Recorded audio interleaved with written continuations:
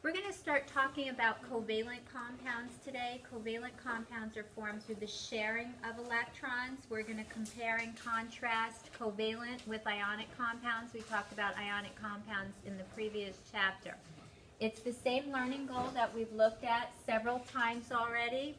In this chapter, not only are you going to learn how to name covalent compounds and determine their chemical formulas, but you're also going to be looking at drawing the compounds, constructing the compounds with molecular model kits. I'm going to reserve several days next week to do the lab where you'll be drawing compounds and constructing them in the lab. You'll be determining their shapes as well as their polarities. And we'll take a look at the similarities and differences between covalent and ionic compounds. I have a short video that also goes into some of the similarities and differences, which should help you gain a better understanding of both types of compounds. So in Chapter 6, we're going to be talking about covalent compounds as well as molecular forces, that is between compounds. With covalent compounds, these types of compounds are formed through the sharing of electrons between two or more atoms, and these atoms will both be nonmetals. With ionic compounds, remember, you have a transfer of electrons, so you have positive ions and negative ions that interact. With covalent compounds, you're going to have nonmetals only, and they're going to share electrons between them, forming a covalent bond. And we're going to watch a short video that goes over some of the key differences between ionic and covalent compounds. I'll skip through this because it's not that quick.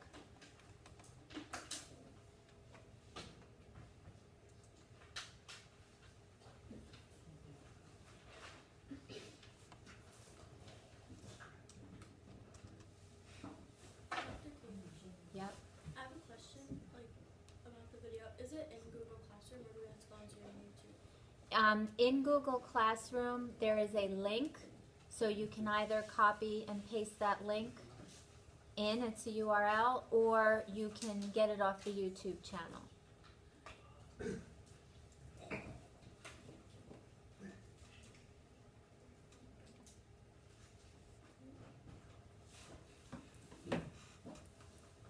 So these are the Tyler DeWitt videos. They're really very good. They clearly explain some key concepts.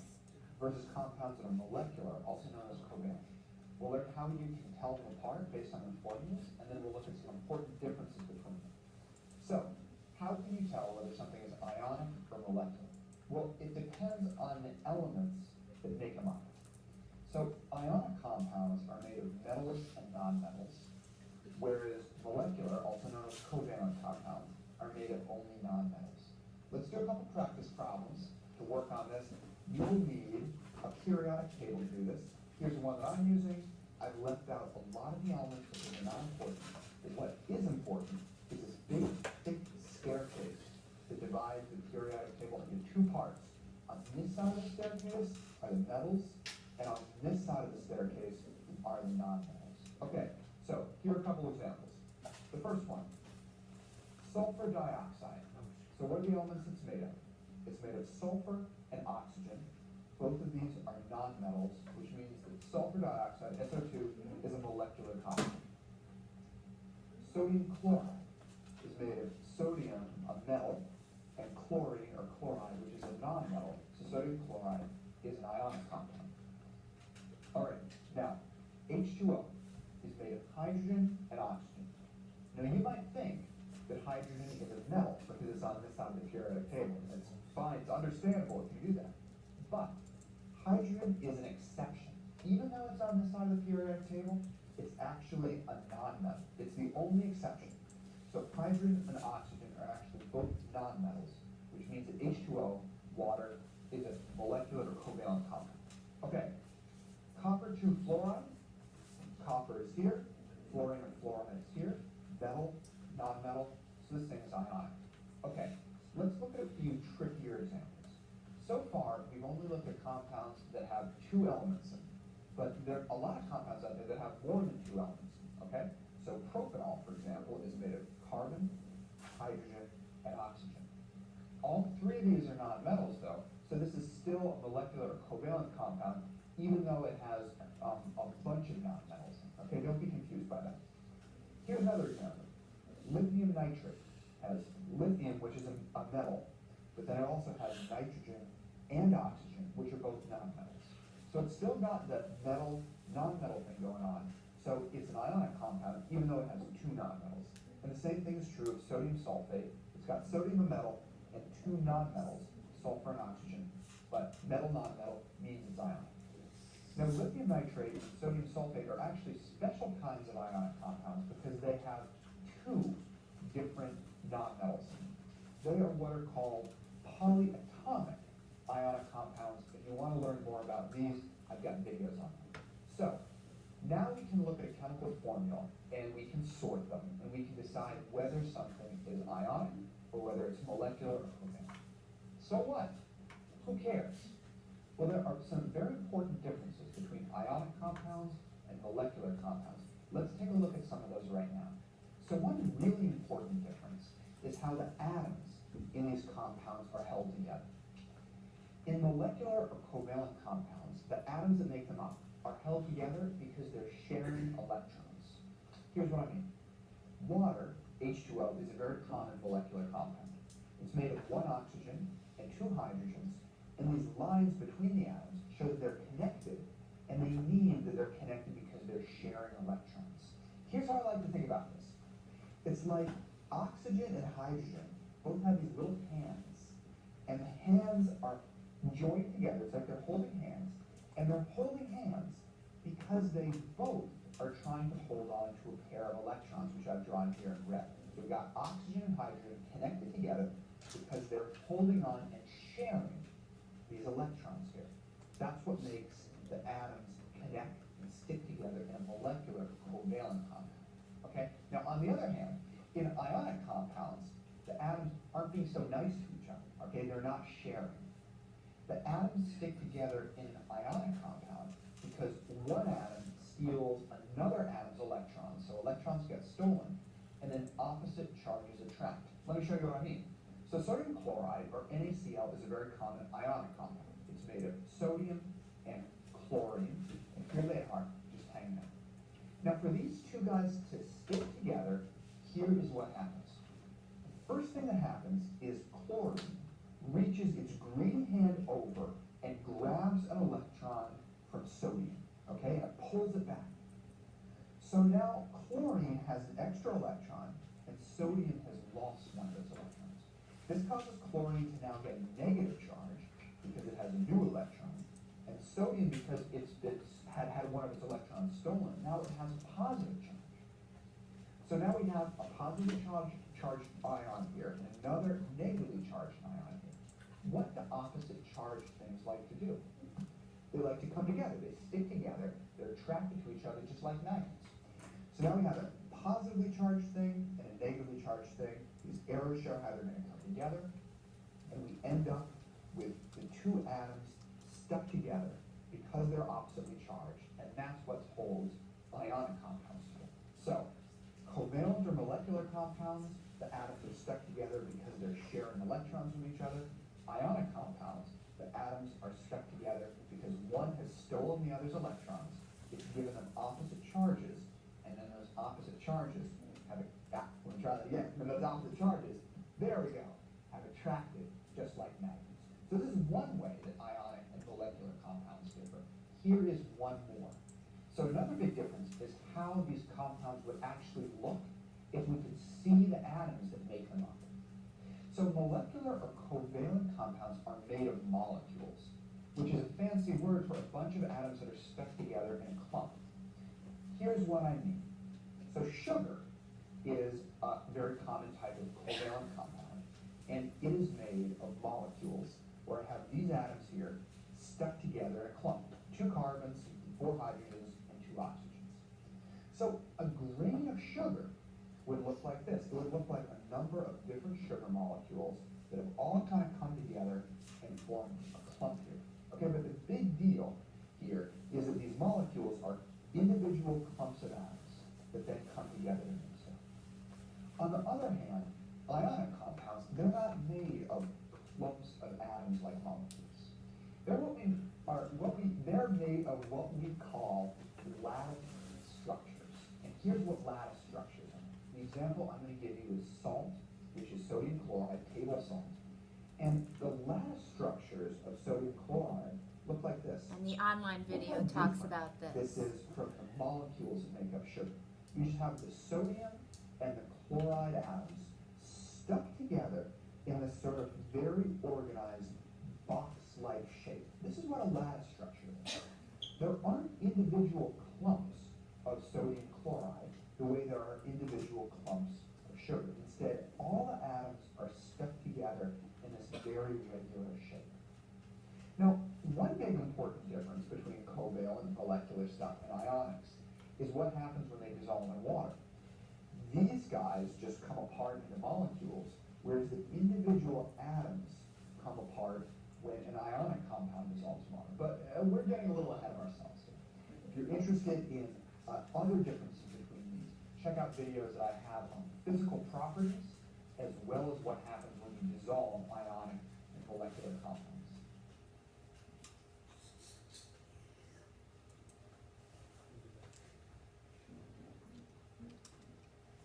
So just a brief overview in regard to covalent versus ionic compounds. We're making that transition now, going from ionic to covalent. So there are a few examples of covalent compounds here: carbon monoxide, carbon dioxide, water, hydrogen gas. And what you see in each of those cases is that they are comprised of nonmetals. We know that electrons are in orbitals. What's an orbital? The paths the electrons take around the atom. Well, not necessarily the path as much as they're most likely, where they're most likely to be found. So they're essentially just electron clouds. When two atoms have electron clouds that overlap, such that they would be sharing those electrons, you get what's known as a molecular orbital. And what you'll find in that region is a shared pair of electrons. For example, covalent bonds can be single, double, or triple. There are no quad bonds. And you'll be constructing these in the laboratory. For example, hydrogen gas, two hydrogen atoms will be linked together through a single bond. This is a covalent bond, and it represents one shared electron pair.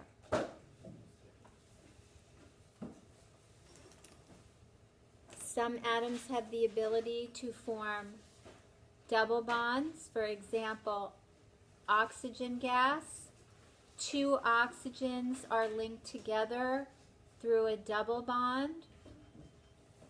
You also find lone pairs of electrons, but this is a double bond. And this is two shared pairs of electrons. And this is a lone pair of electrons. And we'll get into this in much more detail, and you will learn how to draw these compounds. So you can have a single, a double, or a triple bond. For example, nitrogen gas has the ability to form a triple bond between the two ends. And again, I'll teach you how to draw these next week. That is a triple bond. And this is three shared pairs. How do you know whether, like, what type of bond they have? At this point, if you see a single stick, it's a single, two sticks is a double, three sticks is a triple, and you'll learn how to draw them next week, and you'll be able to predict that.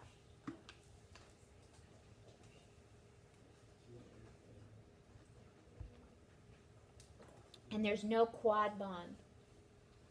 Now, which would you guess is stronger, a single bond or a double? A double. A double or a triple?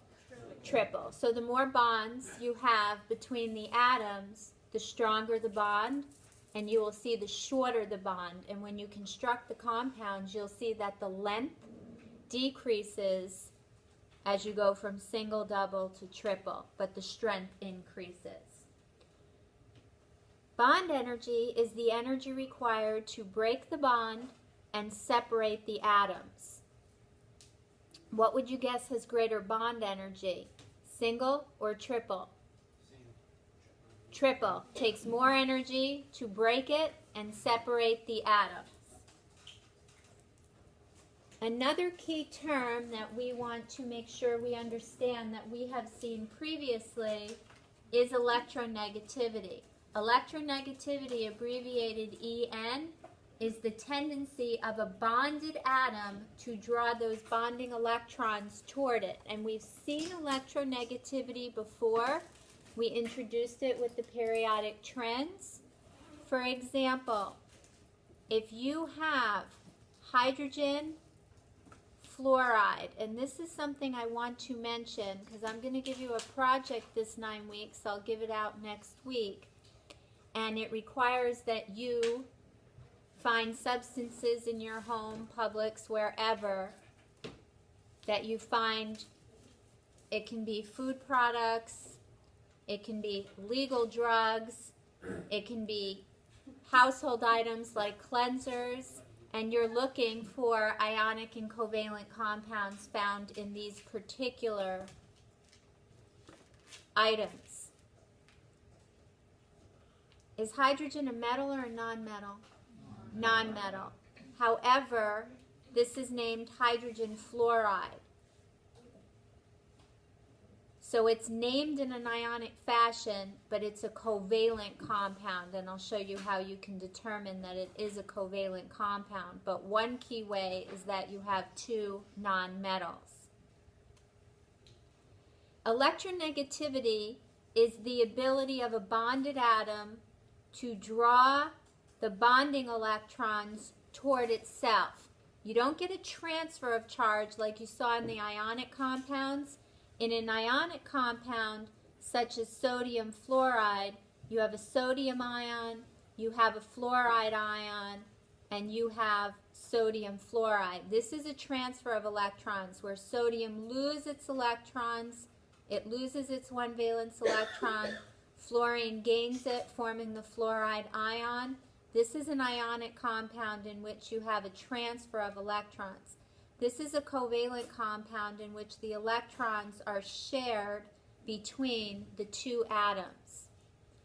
Now, if we consider electronegativity values, which are found on the back of your periodic table, hydrogen has an electronegativity of 2.2, and fluorine, the most electronegative element, has an electronegativity value of 4.0. Which atom is more electronegative? Fluorine. And what that means is that it's almost as if there's a tug of war for those electrons. Right here's your rope. Nobody's going to win, but fluorine is going to draw these bonding electrons much more toward it than hydrogen.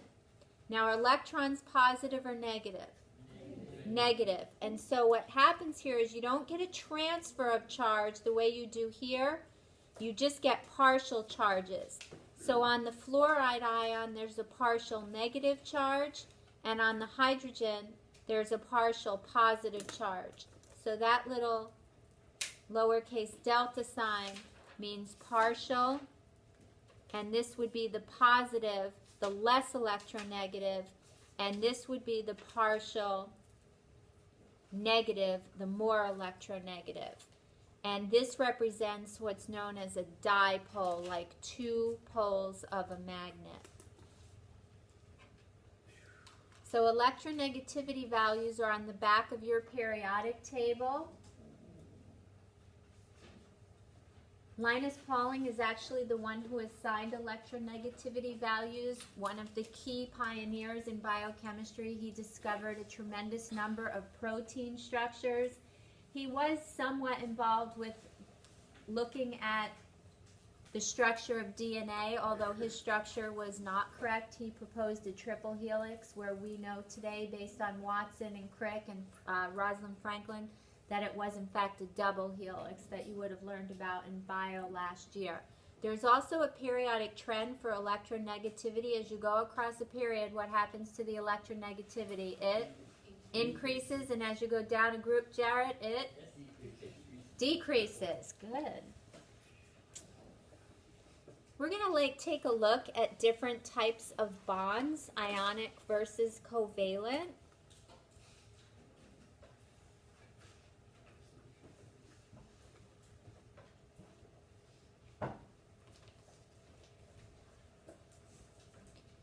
The first type is ionic, where we know we have metal, nonmetal, and we know that there's a transfer of electrons.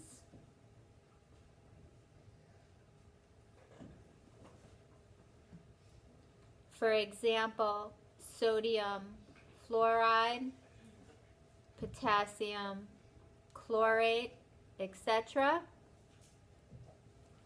And the other type we're going to look at are covalent bonds.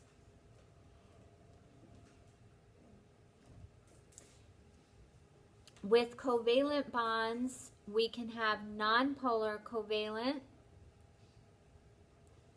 or we can have polar covalent. With the nonpolar covalent, the electrons are shared equally. That is, the bonding electrons.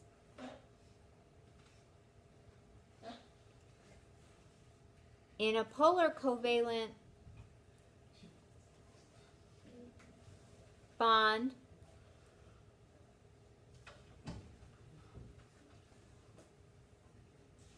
the bonding electrons are shared unequally. The electrons in the bond are still shared, but they're not shared equally.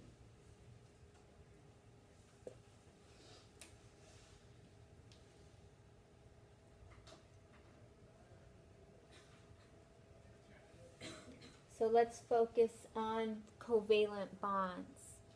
For example, when you have two of the same, let's say hydrogen gas,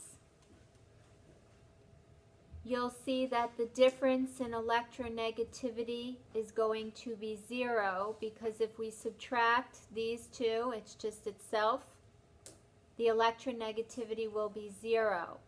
We'll see it with oxygen gas as well.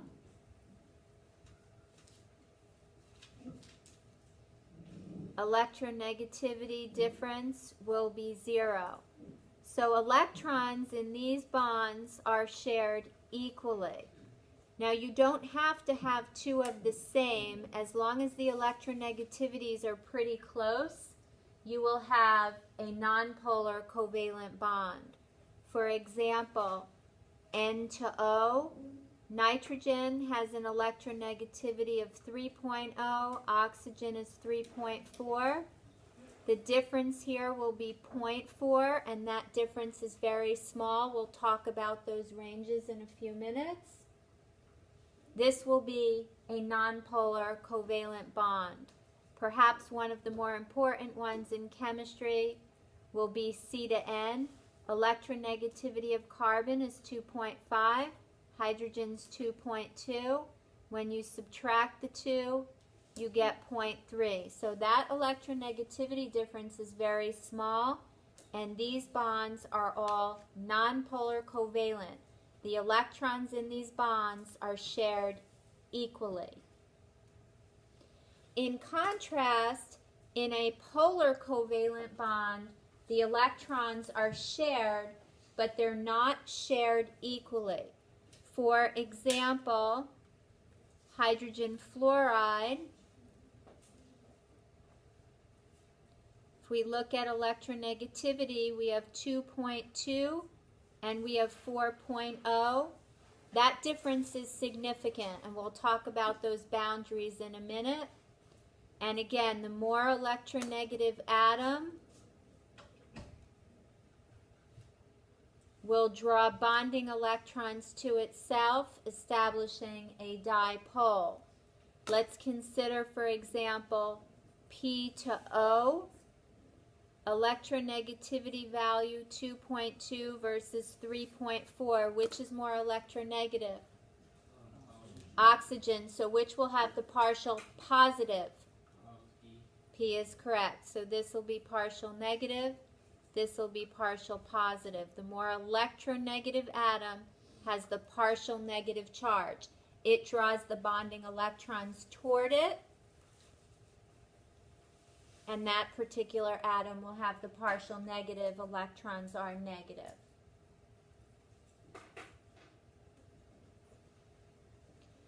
When you want to predict the bond type, there are a number of ways to do it.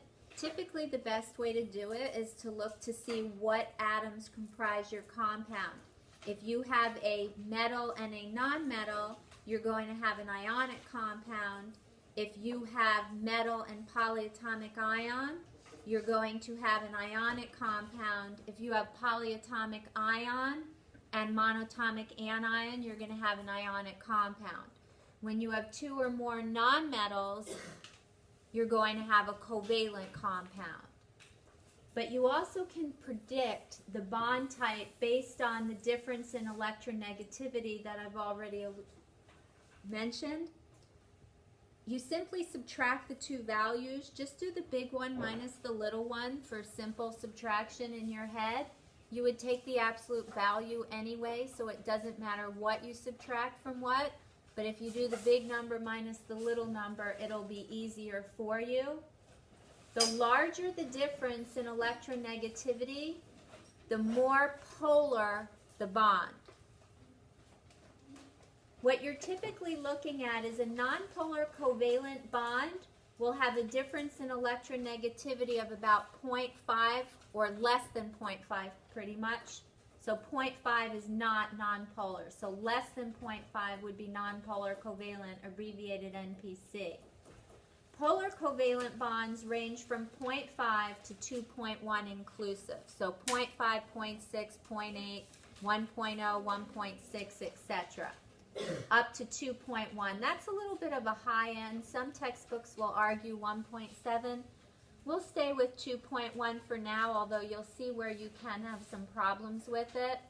If the electronegativity difference is greater than 2.1, you have an ionic bond. In each of these examples, we want to determine what type of bond is likely to form based on differences in electronegativity. The first one is sodium bromide.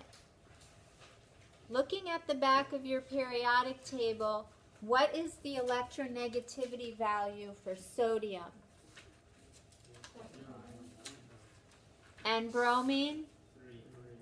And the difference would be?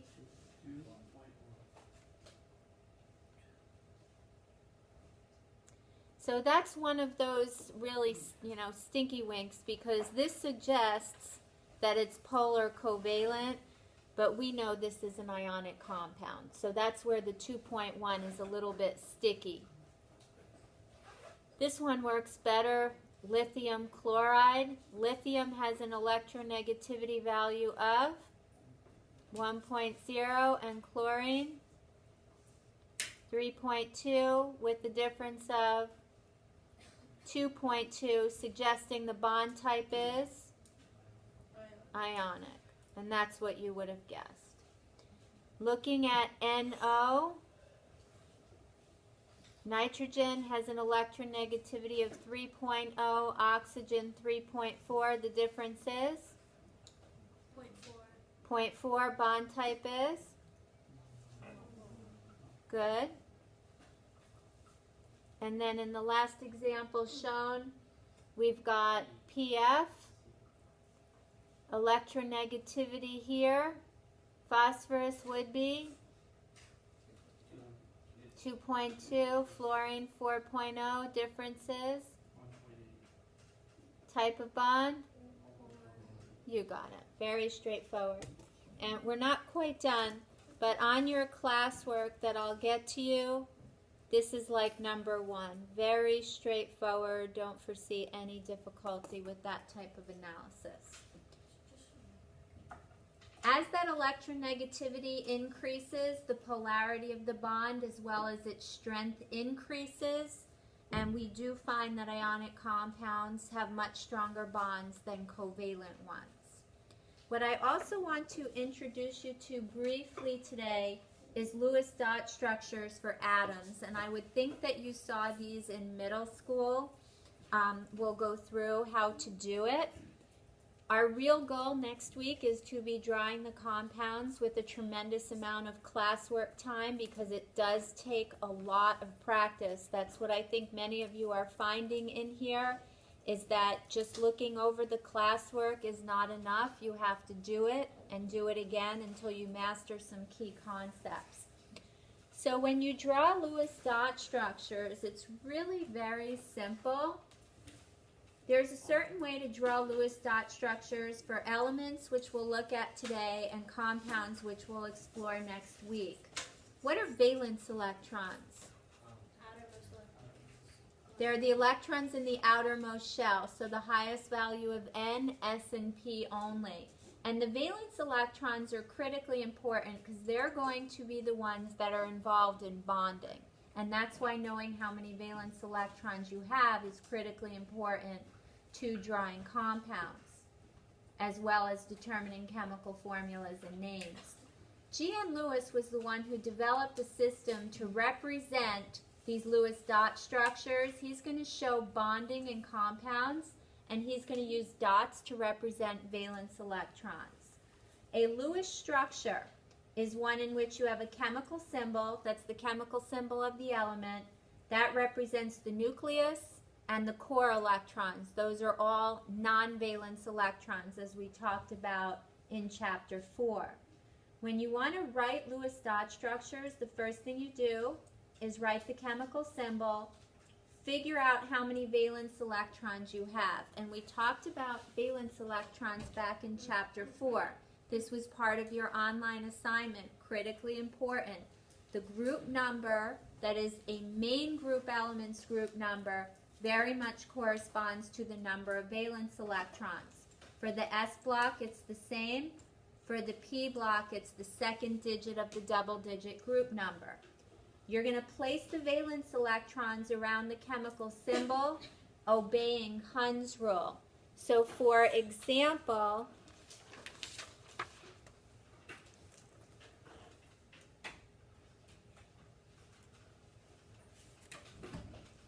X would represent the chemical symbol of any generic element.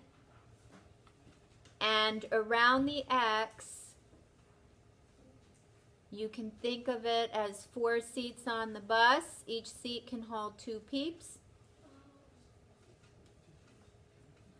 Or, more appropriately, orbitals, the S and the P. So like 1 S and 3 Ps. on each side, it could only hold like a certain amount. How many do you think it can hold? 2. 2 is correct. And so when you go to place them, you place the first one, the second one, the third one, the fourth one, the fifth one, the sixth one, the 7th one, the 8th one. All right, and it doesn't matter how you swing it as long as one goes in each before you start pairing. So if we look, for example, at period 2, in your notes there is a table given, and you can see right away just how much you've learned. You know that lithium, beryllium, boron, carbon, nitrogen, oxygen, fluorine, and neon are all in period 2. You could either look at a periodic table, or you could get it from their electron config, because what's the highest value of N in each of these electron configs? 2. Group numbers, you know group numbers now, and you know valence electrons. And what we need to do is draw the Lewis dot structures for period 2 elements. So first of all, you have lithium with 1 valence electron.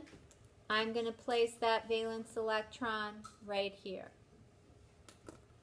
Do you have to like put it on that side? You can go on any side you want, but I just start one way and I just circle backward, counterclock. But it's not wrong to stick it on any side. With beryllium, 1, 2. And again, you can start anywhere. The only way this could be wrong is if you put 2 together right away. 1 on each side before pairing occurs. What rule is that? Hund's rule. Boron, 1, 2, 3. Carbon, 1, 2, 3, 4. And this I think you did in middle school, yes? Yeah.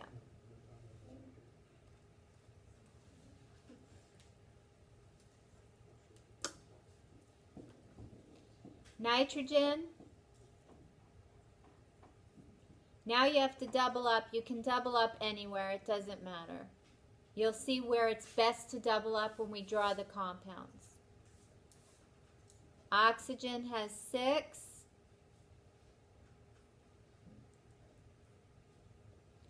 Fluorine has 7.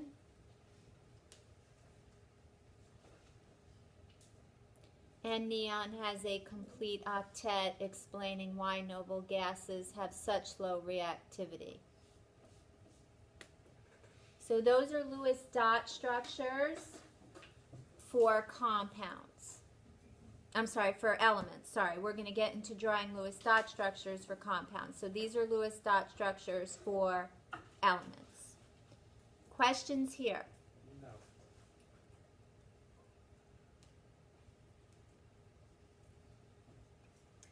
I'd like to show you one more thing so you'll get a feel for what we're going to get into next week.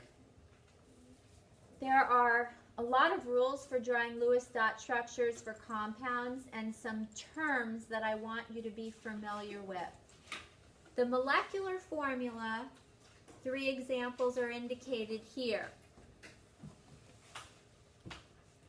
The molecular formula tells you which atoms comprise the compound and how many of each you have. Back in chapter 2 we counted.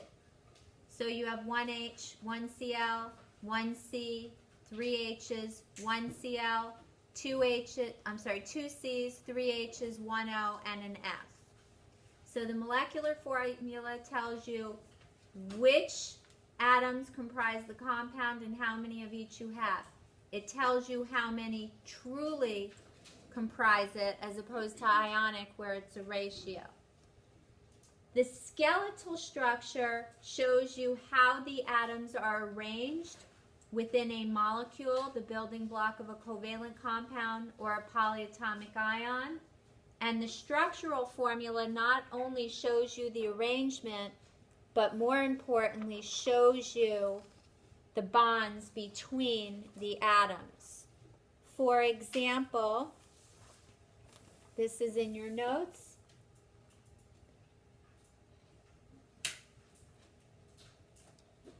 The skeletal structure for hydrogen chloride would just be H and Cl. You're looking at 2 atoms and they will be arranged side by side in a line.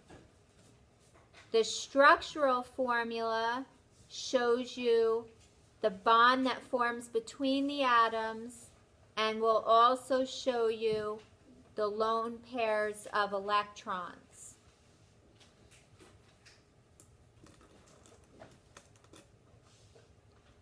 I will teach you how to draw these next week. I will teach you how to determine which element goes in the middle.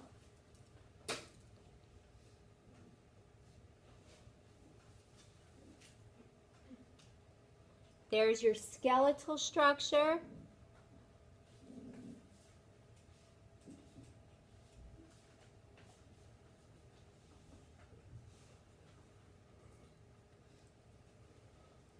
There's your structural formula. The structural formula shows you the bonds as well as the lone pairs of electrons. And they will get more complicated as we go. I will teach you how to figure out where everything goes next time. Skeletal structure.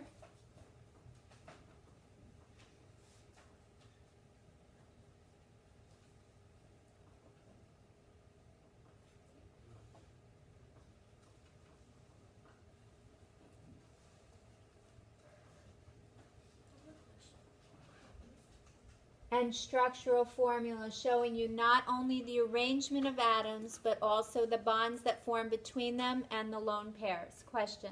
For the first one, for HCl, how come you didn't put it on the other side? Like the dots? Why there are no dots on H? No, there's no dots on the other side of C. What? Never mind, it's fine. I don't understand. Which C? Which one? The C right there. Here? No. In HCl, the first box. That's not C, that's Cl. That's chlorine. Yeah, how come there's no dots on the left side of C? Here? Yeah. Because you have a shared pair in the middle. Oh, so that like takes the place of the dot? Yeah, because what happened was H had one dot, Cl had one dot there, and then they shared them between them. So instead of a line like this, you can put two dots between. I'll show you that next time. I just want you to be somewhat familiar with the nomenclature. Two other terms that you want to recognize so that on Monday when we draw the compounds, we can really focus on drawing. A central atom is one that connects to at least two atoms. So for example, C right here is a central atom. Right here, central atoms. Terminal atoms are at the ends. They are only linked to one atom. When somebody is terminal, they are unfortunately nearing the end. So these circled in black are all terminal atoms. They are only attached to one atom.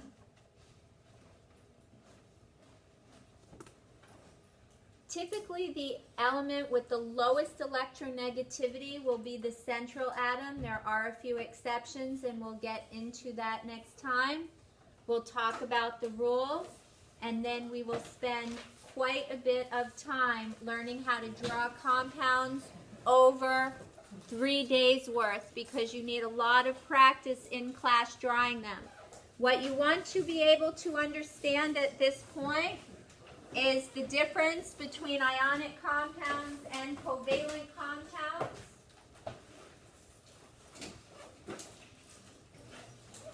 We're going to learn how to draw covalent compounds next time.